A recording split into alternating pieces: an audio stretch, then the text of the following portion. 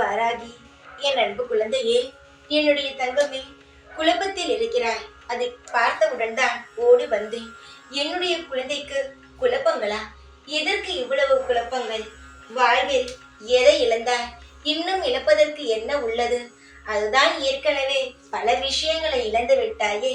இனி இழக்க ஒன்றுமே இல்லையே. ஏனென்றால் அனைத்து விஷயங்களையும் நீ பார்த்து விட்டாய், இழந்து விட்டாய். இனி நடப்பதற்கு ஒன்றுமே அல்ல. அதனால் இதற்குமே இழந்து விட்டோமே என்ற அந்த வார்த்தையை சொல்லாமல் பெறப்போகிறோம் அனைத்தையும் இந்த வாராகியானவள் தரவுள்ளாள் என்று நினைத்து கொண்டு சந்தோஷமாக நீ இருக்கலாமே.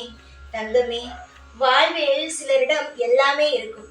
ஆனால் அவர்கள் அதையெல்லாம் பத்தாமல் எனக்கு இன்னும் வேண்டும் என்று சொல்வார்கள்.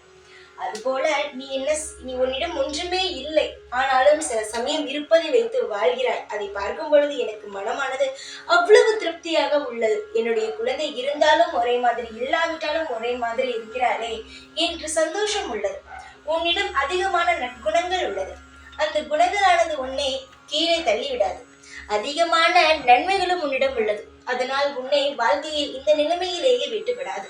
நீ செய்த புண்ணியமும் நீ வணங்கிய தெய்வங்கள் அனைத்தும் உன்னை நிச்சயமாகவே பாதுகாத்து வழி நடத்தி உனக்கு எப்படியெல்லாம் வாழ வேண்டும் என்ற எண்ணம் உள்ளதோ அது அப்படியே நிறைவேற்றி தருவார்கள்.